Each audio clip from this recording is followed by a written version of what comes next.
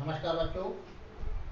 आज पाठ पाठ 2 का कक्षा 11 के लिए मियां नसरुद्दीन पाठ हम आपको समझा रहे हैं। इसके लेखिका हैं कृष्णा सोबती। आधुनिक हिंदी में इनका नाम विख्यात है। ये काव्यखंड गद्यखंड हम हसमत गद्य संग्रह से संकलित किया गया है। मियां नसरुद्दीन एक बड़ा ही सजीव और मनोरंजक रेखा चित्र है। ये रेखा चित्र है, जैसे हिंदी गद्य की कई विधाएं होती हैं, उसमें एक रेखा चित्र होता है, उसी का वर्णन इसमें किया गया है। इसमें लेखिका ने पुरानी पीढ़ी के बूढ़े नानबाई मियाँ नसरुद्दीन के स्वाभाविक खूबियों की बड़ी रोचकता से और साफ साफ उभारा है। हुआ यह कि एक दिन लेखक दोपहर के समय जामा मस्जिद के एक मटिया महल के गढ़िया मोहल्ले की ओर निकल गए। एक नहायत मामूली अंधेरी सी दुकान पर पटापट आटे का ढेर संते थे। उन्होंने देखा कि छोटी सी गली में इतना बड़ा आटा साना जा रहा है, तो वहाँ कुछ रुके।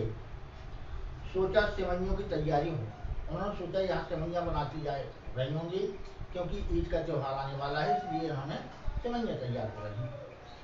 लेकिन पूछने पर मालूम हुआ कि वह खानदानी नानबाई मियाँ नसरुद्दीन की दुकान पर खड़ी। मियाँ मशहूर हैं 56 किस्म की रोटियां बनाने के लिए, अर्थात उनके यहाँ एक दो नहीं 56 किस्म की रोटियां मियाँ नसरुद्दीन बना लेते थे। इस कारण वो प्रसिद्ध दुकान थी। हमने जो अंदर झांका तो पाया मियाँ चारपाई पर बैठे बीड़ी का मजा ले रहे थे। अर्थात मियाँ साहब चारपाई पर बैठे हुए बीड़ी की कस लगा रहे थे। मौसमों की मार से पका चेहरा, आंखों में काइयां, भोलापन और पेशानी पर मजे हुए कारीगर के तेवर। अर्थात हमें ग्राहक समझ मियाँ ने नजरें उठाई और बोले, फरमाइए साहब, मैं आपके लिए क्या कर सकता हूँ। लेखक ने झिझकते हुए कहा, आपसे कुछ एक सवाल पूछने थे, यदि आपको वक्त हो। लेखक ने जवाब दिया कि हम आपसे कुछ पूछने आए हैं, और यदि आपके पास समय हो तो हमारे प्रश्नों का उत्तर दो। तो मियाँ नसरुद्दीन ने पंच हजारी अंदाज से सिर हिलाया। निकाल लेंगे वक्त थोड़ा सा, पर यह तो कहिए आपको पूछना क्या है। मियाँ संकोच में पड़ गए कि जानिए क्या कुछ हमसे पूछने वाले हैं। इसलिए उन्होंने कहा, पहले ये तो बता दीजिए कि आप हमसे क्या पूछना चाहते हैं। फिर घूर कर देखा और जोड़ा, मियाँ कहीं आप अखबार नवीस तो नहीं, अथवा आप अखबार के संपादक वगैरह तो नहीं है जो मेरी खबर निकालना चाहते हो। वह तो खोजियों की खुराफात है, अर्थात ये लोग हमेशा समाचार पूछते रहते हैं। हम तो अखबार बनाने वाले और अखबार पढ़ने वाले दोनों को ही निठल्ला समझते हैं। अर्थात अखबार बेचने वाले अपनी खबरें को बढ़ा चढ़ाकर वहाँ बनाते हैं, और उनको पढ़ने वाले भी जो फुर्सत में होते हैं, यानी निठल्ली कहलाते हैं। हाँ, कामकाजी आदमी को इससे क्या काम। खैर, आपने यहाँ तक आने की तकलीफ उठाई ही है, तो पूछिए क्या पूछना चाहते हैं। अर्थात मियाँ नसरुद्दीन ने उनसे कहा कि ठीक है, आप जब यहाँ तक आए हैं तो आप हमसे क्या पूछना चाहते हैं, आप हमसे पूछ लीजिए। पूछना यह था कि किस्म किस्म की रोटी पकाने का इल्म आपने कहाँ से हासिल किया। तो लेखिका ने पूछा कि तरह तरह की रोटियां, जो आप 56 प्रकार की रोटियां बनाते हैं, इनका इल्म यानी इनको बनाने की कला आपने कहाँ से सीखी है, हम ये जानना चाहते हैं। मियाँ नसरुद्दीन ने आंखों की कंची हम पर फेर दी, फिर तरेर कर बोले। अर्थात उन्होंने देखा कि हमारे बारे में पूछा, फिर आंखें चढ़ाकर बोले, क्या मतलब, पूछिए साहब। सच्चाई इल्म लेने कहीं और जाएगा क्या, नगीना साज के पास, क्या आईना साज के पास, क्या मीना साज के पास, या रफूगर रंगरेज या टेढ़ी तमोली के यहाँ। उन्होंने अनेक उदाहरण दिए कि जब नानबाई है तो कहीं ना कहीं मैं नानबाई की दुकान पर ही सीखूंगा, कहीं टेढ़ी तमोली या मीना साज के पास नहीं जाऊंगा। क्या फरमा दिया साहब आपने, अर्थात ये क्या पूछ लिया, यह तो हमारा खानदानी पेशा है, अर्थात हमारे यहाँ पुरखों से ये काम होता चला आ रहा है, इसलिए हमारा खानदानी पेशा है। खानदान इसलिए कि पुरखों भी ये नान बाई बनाते थे और हम भी उन्हीं से सीखे। इल्म की बात पूछिए तो जो कुछ भी सीखा जाए अपने वालिद उस्ताद से, अर्थात जो हमने इसमें होशियारी सीखी है, जो कलाकारी सीखी है, वो अपने वालिद साहब से, वालिद का मतलब है पिताजी से ही सीखी है।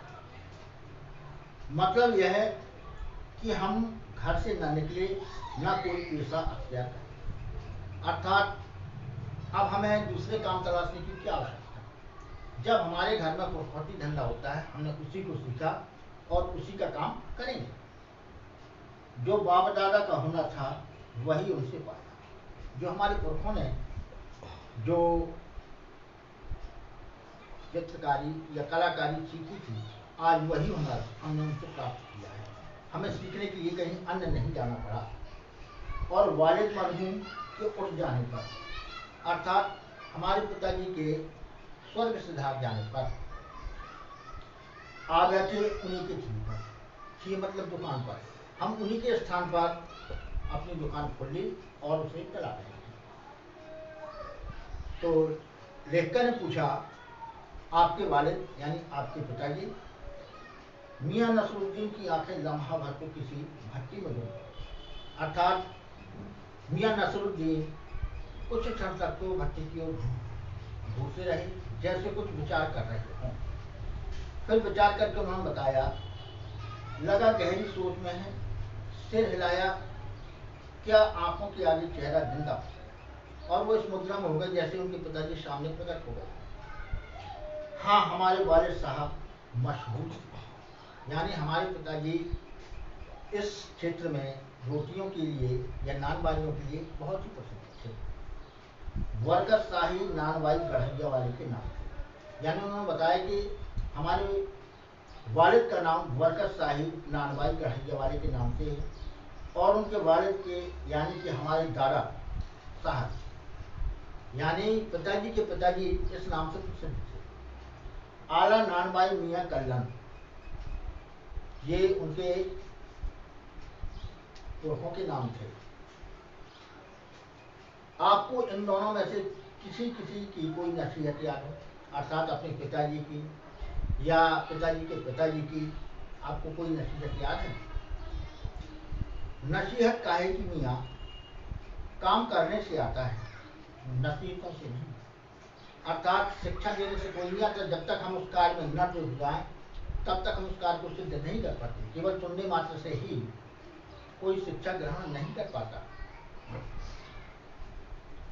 वजह फरमाया, पर यह तो बताइए कि जब आप इस काम में लगे तो वालिद साहब ने सीख के तौर पर कुछ तो कहा था। वजह फरमाए, लेखिका कहती है कि आपने ठीक ही कहा है, लेकिन जब प्रारंभ में आपने इस कार्य को किया तो क्या आपके पिताजी ने आपको कुछ सीख दी, अर्थात जिससे आप अच्छी रोटी बना सकें, उसके लिए उन्होंने कुछ गुर बताए होंगे, वो आप हम बताइए।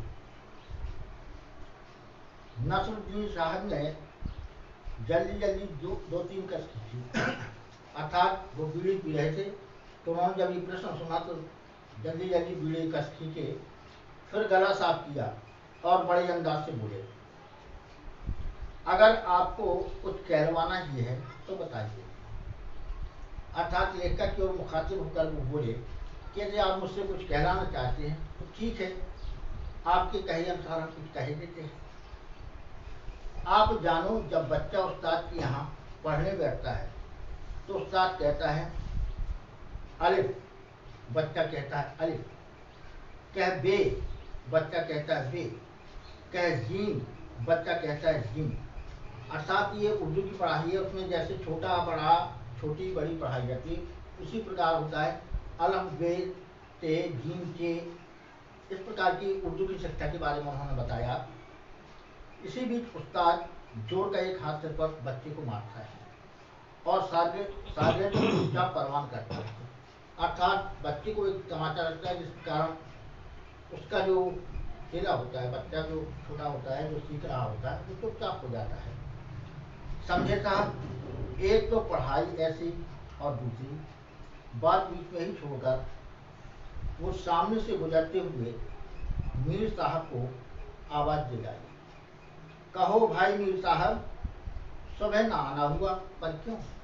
सामने से कोई व्यक्ति गुजर रहा था, कोई मीर साहब, अचानक उन्होंने बात बीच में छोड़कर उससे कहा कि कहिए मीर साहब, आप सुबह नहीं आए, क्या कारण था? मीर साहब ने सिर हिलाया, मियाँ अभी लौट के आते हैं तो बता देंगे। साथ उन्होंने कहा कि अभी हम काम से जा रहे हैं, जब वहां से लौट कर आएंगे तब आपकी इस बात का उत्तर देंगे। आप दूसरी पढ़ाई की बाबत कुछ कह रहे थे ना? अचानक लेखक ने पूछा कि आपने जो दूसरी बात कहकर चुप हो गए थे, वो आप दूसरी बात क्या कहना चाहते हैं?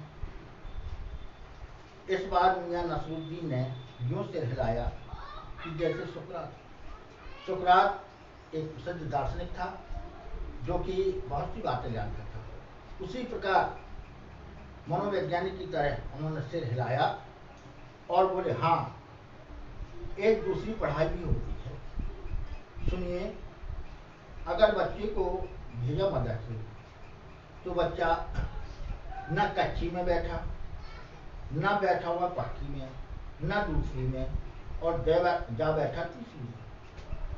कहने का तात्पर्य यह था कि बच्चे ने न तो कक्षा 1 पढ़ा, न कक्षा 2 पढ़ा और सीधा तीसरी में पढ़ा। तो ऐसे बालक का क्या होगा, कितना विकास हो सकता है, इसके बारे में उन्होंने जोर दिया है।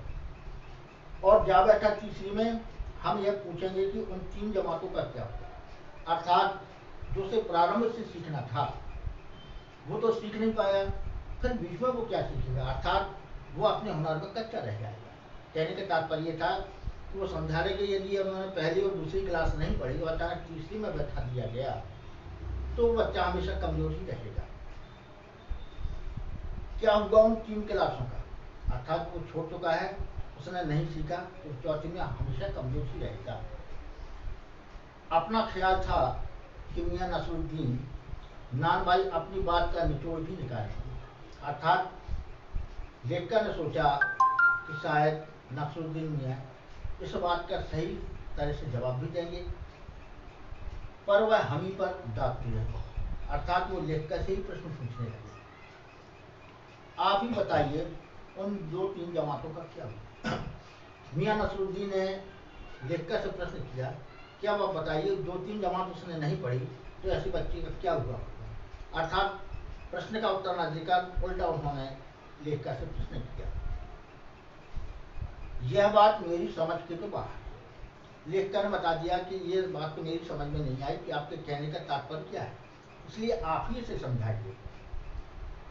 इस बार शाही नानबाई मियाँ कल्लन के पोते अपने बचे खुचे दांतों में खिलखिलाते हैं, मतलब मेरा क्या साफ न था, लो साहब, अभी साफ हुआ जाता है, जरा सी देर में। मान लीजिए हम बर्तन धोना नहीं, अर्थात मियाँ नसरुद्दीन ने जोर से हंसते हुए कहा कि आपको क्या समझ में नहीं आया? नहीं आया है तो उसमें कोई बड़ी बात नहीं, हम अभी आपको समझा देते हैं। और उदाहरण दे रहे हैं कि हम बर्तन धोना न सीखें, अर्थात हमने यदि बर्तन धोना नहीं सीखा, हम भट्टी बनाना न सीखते, हम इस भट्टी को बनाना न जानते, तो हमें कहीं दूसरे से बनवाना पड़ता और हम हमेशा कमजोर रहते। भट्टी की आंच देना न सीखते कि हमें भट्टी को कितना गर्म करना है, ये न सीखते, तो क्या हम सीधे सीधे नान बाई का हुनर सीख सकते? तो क्या हम सीधे रोटी बनाने का हुनर सीख सकते? अर्थात नहीं।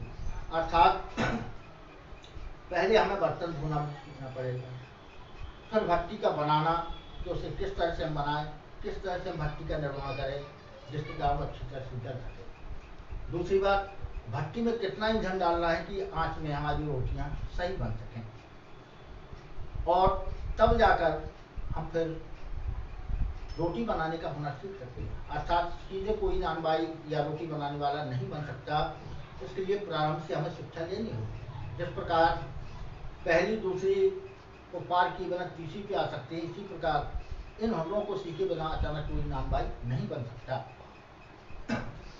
मियाँ नसरुद्दीन हमारी ओर कुछ ऐसे देखा कि हमने उन्हें जवाब पाना हो, तो बड़े ही मलिन अंदाज में कहने लगे कि मतलब साहब यह है कि तालीम की तालीम भी बड़ी चीज है, अर्थात शिक्षा को शिक्षा देना भी एक बहुत बड़ा हुनर है।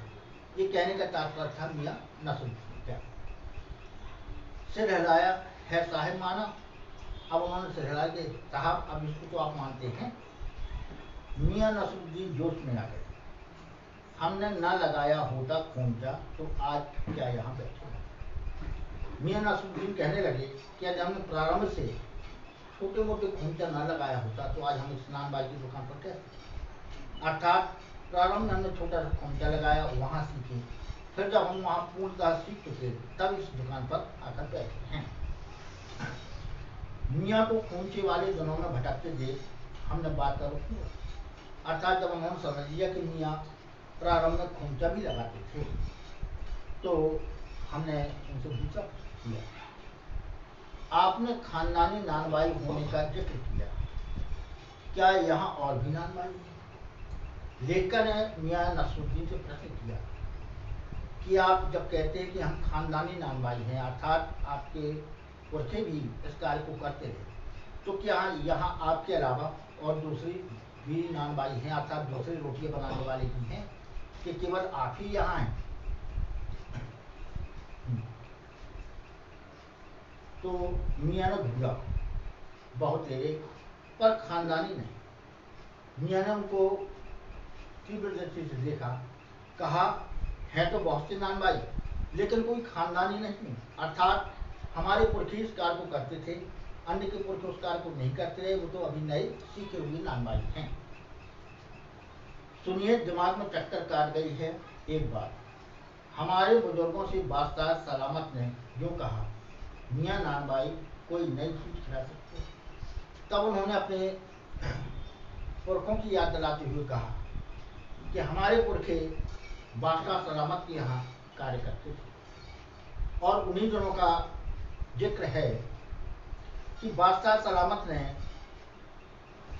उनसे कहा कि मियाँ नानबाई कोई हमें नई चीज खिला सकते, अर्थात कोई ऐसी चीज बनाओ जिससे खाकर हम आप हमारे मन को प्रसन्नता हो। हुक्म कीजिए जहाँ प्राण। अर्थात नसरुद्दीन कहते हैं कि हमारे पूर्वजों ने कहा कि हे बादशाह सलामत, आप आज्ञा कीजिए। बादशाह सलामत ने फरमाया, कोई ऐसी चीज बनाओ जो ना आग से पके और न पानी से। अर्थात बादशाह सलामत ने हमारे पूर्वज से कहा कि ऐसी चीज बनाना है जो न तो आग में उसे पकाना पड़े और न पानी से बने। इन दोनों चीजों छोड़कर कोई तीसरी चीज ऐसी बनाओ जो हमें अच्छी लगे। तो लेखक ने पूछा, क्या उनसे ऐसी चीज बनी। नसरुद्दीन ने जवाब दिया, क्यों न बनती साहेब, बनी और बादशाह सलामत ने खूब खाई और खुश कराई। तो उन्होंने कहा कि हमारे पूर्वज इतने होशियार थे कि उन्होंने वो चीज बनाई और बनाकर बादशाह सलामत के सामने प्रस्तुत किया। बादशाह सलामत ने उसे खाकर बहुत ही उसकी प्रशंसा या उसकी सराहना की। लगा हमारा आना कुछ रंग लाना चाहता है। बेसब्री से पूछा। लेखिका को जब ना रहा गया तो उसने पूछा कि वह पकवान क्या था, अर्थात जो ना आग में पके और न पानी में, तो उस पकवान का नाम तो हमें बता दीजिए। कोई खास चीज तो होगी, अर्थात ऐसी चीज जो ना आग में पके ना पानी में, वो विशेष चीज होगी, उसका नाम आप हमें बता दीजिए। मियाँ कुछ देर सोच में खोए रहे, जैसे किसी वस्तु का नाम याद कर रहे हो, इस प्रकार वो सोच में बैठ गए। सोचा पकवान पर रोशनी डालने को है कि नसरुद्दीन साहब बड़ी रुखाई से बोले, ये हम ना बता रहे। बहुत देर तक वो सोचते रहे और अंत में कहा, लेखिका से कहा कि हम उस चीज का नाम आपको नहीं बताएंगे, बस आप इतना समझ लीजिए कि एक कहावत है ना कि खानदानी नानबाई कुएं में भी रोटी पका। अर्थात उन्होंने एक कहावत का जिक्र किया कि जो खानदानी नानबाई होता है वो कठिन से कठिन परिस्थितियों में अर्थात कुएं में भी रोटी पका सकता है। इस कारण हमारे पूर्वज भी उन्हें ऐसा कर सके, लेकिन उस वस्तु का नाम हमें भी याद नहीं है। कहावत जब गढ़ी गई हो तो हमारे बुजुर्गों के कर्तव्य पर ही पूरी उतरती है। अर्थात जब ये कहावत बनाई गई है या मुहावरा बनाया गया है तो हो सकता है कि हमारे पूर्वजों को देखकर ही इस प्रकार की कहावत कही गई। ऐसा नसरुद्दीन ने कहा। मजा लेने के लिए लेखक ने टोका, अरे यह कहावत सच्ची है कि ऐसे ही आप कह रहे हैं? मियाँ ने आंखें तरी, और क्या झूठी है? आप ही बताइए, रोटी पकाने में झूठ का क्या काम? बोले अन्य बातों में तो झूठ का काम होता है, लेकिन रोटी पकाने में झूठ का क्या काम? जो बात मैं कह रहा हूँ वो सच्ची ही है। झूठ से रोटी पकेगी? क्या पकती देखी है कभी आपने? उन्होंने उल्टा ही प्रश्न कर दिया, क्या झूठ से रोटी पकती है? क्या आपने कभी पकती देखी है? रोटी जनाब पकती है आँच से, समझे? अर्थात बिना आँच की रोटी भी नहीं पक सकती। तो लेखक को सिर हिलाना पड़ा। बोले ठीक है, आप जो कहते हैं वो सही है। इस बीच मियाँ ने किसी और को पुकार लिया। अचानक रास्ते से वहां कोई राहगीर गुजर रहा था। मियाँ ने जब बातें करते हुए देखा कि थकते चुके हैं तो उन्होंने राहगीर को पुकारा, मियाँ रहमत, इस वक्त किधर को? अरे वह लौंडिया ना आई, रूमाली ले लो, शाम को मंगवा लीजिए। मियाँ एक बात और आपको बताने को जहमत उठाएंगे। लेखक ने पूछा कि मियाँ आपको एक बात और बतानी पड़ेगी, उसके लिए आप कष्ट समझें या जो भी समझे वो आप हमें बताइए। मियाँ ने एक और बीड़ी सुलगाई, सो कुछ फुर्ती पा गए। पूछिए, अरे बात ही तो पूछिएगा, जान तो ना ले लेंगे, उसमें भी अब क्या दिए, 70 के हो चुके हैं। फिर जैसे जैसे अपने कहते हैं तो वालिद मरहूम तो कूच करे 80 पर, क्या मालूम हमें इतनी मोहलत भी न मिले, अर्थात हम इससे पहले ही जा सकते हैं। हमारे वालिद साहब 80 की उम्र में मरे थे, हो सकता है कि हम भी उसी की उम्र में चल जाए। इस मजमून पर हमसे कुछ कहते न बनाया। अर्थात जब उन्होंने अपने पिता की बात को कहा तो हमें कुछ कहते नहीं बनाया। अभी यही जानना था कि आपके बुजुर्गों ने शाही बावर्ची खाने में तो काम किया ही होगा। लेखिका मियाँ नसरुद्दीन से पूछती हैं कि क्या आपके पूर्वजों ने बादशाहों के यहाँ शाही खानसाना में खुद कार्य किया है या नहीं? अर्थात आपके वालिद साहब राजाओं के यहाँ या नवाबों के यहाँ ये नानबाई का कार्य करते थे? मियाँ ने बेरुखी से टोका, यानी बुरा मन से, कि वह बात तो पहले ही हो चुकी है। अर्थात इस बात को मैं आपको पहले ही समझा चुका हूँ कि हमारे पुरखे राजाओं के यहाँ काम करते थे, नवाबों के यहाँ, और उन्हें उसमें महारत हासिल थी। तो हो चुकी साहब, पर जानना यह था कि दिल्ली के किस बादशाह के यहाँ आपके बुजुर्ग काम किया रहे। लेखक ने कहा ठीक है, आपने बताया कि आपके वालिद किसी बादशाह के यहाँ काम करते थे और वो भी दिल्ली में, तो मैं ये जानना चाहती हूँ कि दिल्ली में वो किस बादशाह के यहाँ काम किया करते थे। अर्थात उस बादशाह का नाम आप हमें बता दीजिए कि आप किस बादशाह के यहाँ काम करते थे। अजी साहब क्यों बाल की खाल निकालते? तो मियाँ नसरुद्दीन ने खींच कर कहा, अरे क्यों लेखिका महोदय, आप बाल की खाल निकाल रहे हैं? अरे राजाओं के यहाँ काम किया है, लेकिन नाम आप क्यों पूछ रहे हैं? कह दिया ना कि बादशाह के यहाँ काम करते थे, क्या यह काफी नहीं? अर्थात हमें भी उस बादशाह का नाम मालूम नहीं। हम खिसियाने हंसी हंसे, है तो काफी, पर जरा नाम ले लेते तो उसे वक्त से गिरा देते। रेखा कहती है कि ठीक है, आप कहते हैं कि दिल्ली के यहाँ किसी बादशाह के यहाँ काम किया है, लेकिन जरा आप उनका नाम ले लेते तो वक्त के साथ अर्थात में अखबार में उनका नाम भी छाप देते कि उनके यहाँ आपके वालिदों ने काम किया है। वक्त से मिला लेते खूब, पर किसे मिलाते जनाब आप वक्त से? मियाँ हंसे जैसे हमारी खिल्ली बात। बोले किन्हें मिलाते वक्त से? अर्थात उनके कहने का तात्पर्य है कि उनका वक्त तो गुजर चुका है, तो क्यों आप उनका नाम लिखना चाहते हैं? वक्त से वक्त को किसी ने मिलाया है आज तक? खैर पूछिए, किसका नाम जानना चाहते हैं? दिल्ली के बादशाह का ही नहीं, उनका नाम कौन नहीं जानता? जहाँ पनाह बादशाह सलामती है। जब नाम की बात आई बोले ठीक है, आप कहते हैं तो बता देते हैं। उन्होंने क्या बताया? जहाँ पनाह बादशाह सलामत है। इसमें भी किसी का नाम नहीं है।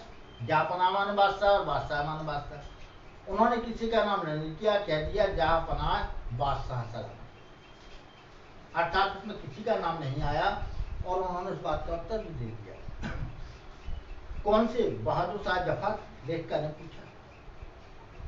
मियाँ ने खींचकर कहा, फिर उलट पलट गई वही बात, लिख दीजिए बस यही नाम। आपको कौन बादशाह के नाम से चिट्ठी भेजना है या डाकखाने वालों के लिए सही नाम पता जरूरी है, इसलिए जो हमने बताया वही नाम आप लिख दीजिए। हमें बिटर बिटर अपनी तरफ देख के पाया तो सिर हिलाकर अपने कारीगर से बोले, अरे ओ बब्बर मियाँ, भट्टी सुलगा दो तो काम से निपटे। देखकर ने पूछा, यह बब्बर मियाँ कौन है साहब? मियाँ ने रुखाई से जैसे फांसी काट दी अपने कारीगर और कौन? जब बब्बर मियाँ के बारे में पूछा तो मियाँ नसरुद्दीन कुछ खफा हो गए और उन्होंने कहा कि ये तो हमारे कारीगर हैं, और कौन हो? मन में आया पूछ ले, आपकी बेटी बेटियां हैं। पर मियाँ नसरुद्दीन के चेहरे पर किसी दबे हुए अंधड़ की आशा देखकर यह मजबूर न छिड़ने लगा। जब लेखकर ने सोचा था कि मैं उनके खानदान बच्चियों के बारे में पूछूंगा, लेकिन जब उन्होंने मियाँ नसरुद्दीन का चेहरा क्रोध के कारण दमदमाते हुए देखा तो इसकी जहमत उन्होंने नहीं उठाई। इतना ही कहा, ये कारीगर लोग आपकी शागिर्दी करते हैं, अर्थात ये कारीगर क्या आपके यहाँ सीखने के लिए आते हैं जो आपके चेले हों? खाली शागिर्दी ही नहीं साहब, गिन के मजदूरी देता हूँ। अर्थात मियाँ ने कहा कि केवल इन्हें सिखाते ही नहीं बल्कि मजदूरी भी देता हूँ। तो 2 रुपए मन आटे की मजदूरी, यानी 1 मन आटा मारने पर 2 रुपए, और 4 रुपए मन मैदे की मजदूरी, और मैदा मारने पर 4 रुपया नहीं देता हूँ। ज्यादातर भट्टी पर कौन सी रोटियां पका करती हैं? देखकर ने प्रश्न किया। मियाँ ने अब इस बात के उत्तर देने में जो दिलचस्पी नहीं दिखाई, फिर भी हमसे छुटकारा पाने को बोले, बाकर खानी, सीरमाल, ताफ्तान, बेसनी, खमीरी, रुमाली, गाँव, जीदा, गाजीवान और तुम की रोटियां यहाँ पकाई जाती हैं। फिर तेवर चढ़ाकर हमें घूर कर कहा, तुम की पापड़ से ज्यादा महीन होती है। महीन? हाँ, किसी दिन खिलाएंगे आपको। एकाएक मियाँ की आंखों के आगे कुछ कौन गया। एक लंबी सांस भरी और फिर किसी गुमशुदा याद को ताजा करने को कहा। उतर गए वे जमाने और गए वे कदरदान जो पकाने खाने की कदर जानते थे। अर्थात वो सोच में पड़ गए कि जो पहले बादशाह सलामत और अन्य लोग खाने पकाने के शौकीन थे, आज वो लोग यहाँ नहीं दिखाई देते हैं। मियाँ अब क्या रखा है? निकाली तंदूर से निकली और अर्थात अब तो केवल तंदूरी रोटी का ही चलन रह गया है, जो तंदूर से निकालकर यहाँ के लोग खा जाते हैं। अन्य रोटियों की अब यहाँ कोई परख नहीं जानता या उनको पसंद ही नहीं करता। ये था अभी आपके पास मियाँ नसरुद्दीन। उसके बारे में अब हम प्रश्न करते हैं। प्रश्न के देख लीजिए और उत्तर भी सुन लीजिए। प्रश्न पहला है, मियां नसरुद्दीन की नानबाजियों का मसीहा क्यों कहा गया? मियां नसरुद्दीन को नानबाजियों का मसीहा क्यों कहा गया? उत्तर, मियां नसरुद्दीन साधारण नानबाई नहीं है, वे खानदानी नानबाई हैं। उनके पास 56 प्रकार की रोटियां बनाने का हुनर, अर्थात वो 56 प्रकार की रोटियां बनाना जानते हैं। वे तुर्की और रुमाली जैसी महीन रोटियां बनाना जानते हैं। वे रोटी को बनाने को एक कला मानते हैं तथा स्वयं को इस कला का उस्ताद कहते हैं। उनकी बातचीत का ढंग भी एक महान कलाकारों जैसा है, आत्मविश्वास और फक्कड़ से भरपूर है, इसलिए उन्हें नानबाइयों का मसीहा ठीक कहा गया है। प्रश्न नंबर 2, लेखिका मियां नसरुद्दीन के पास क्यों गए? उत्तर है, लेखिका मियां नसरुद्दीन की कारीगरी को जानने और उसे प्रकाशित करने के उद्देश्य से उनके पास गई थी। इसलिए उसने मियां से रोटियां खरीदने के बजाय उनसे कुछ प्रश्न किए। वह पत्रकार की हैसियत से वहां गई थी।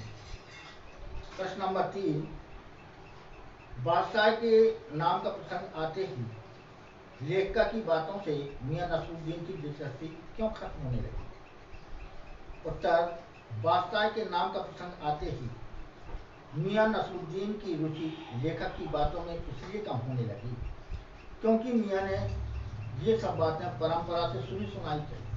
उन्हें किसी का नाम याद नहीं था, तो सब नामों और तथ्यों का महत्व जाना था, न उन्हें इसकी जरूरत पड़ी थी। इसलिए लेखिका के प्रश्नों को सुनकर वह मुश्किल में पड़ गए थे। प्रश्न नंबर 4, मियां नसरुद्दीन के चेहरे पर किसी दबे हुए अंधड़ के आसार देखकर मजबूर न छेड़ने का फैसला किया। इस कथन के पहले और बाद के प्रसंग का उल्लेख करते हुए स्पष्ट कीजिए। मियां नसरुद्दीन पत्रकारों को निठल्ला समझते थे, अर्थात उन्हें कुछ करना धरना नहीं है तथा स्वयं को कामकाजी आदमी समझते थे। वे लेखिका के प्रश्नों को सुन सुनकर पूरी तरह से ऊब चुके थे, इसलिए उन्होंने बातचीत को बीच में काटते हुए अपने कारीगर को कहा भी था, बब्बनिया भट्टी सुलगा दो तो काम से निकले। उनकी बातों में रुखाई स्पष्ट रूप से आ चुकी थी। इस बीच लेखिका के मन में आया कि वह उनके बेटे बेटियों की बात पूछ रही, परंतु नसरुद्दीन को काम में हरज होता देखकर पूरी तरह उखड़ चुके थे। उनके चेहरे पर भी उनका तनाव आ चुका था। इसलिए जब लेखिका ने उनसे कारीगरी के बारे में पूछा तो उन्होंने तेज आवाज में चुपता हुआ उत्तर दिया, खाली शागिर्दी ही नहीं साहब, गिन के मजदूरी देता हूँ,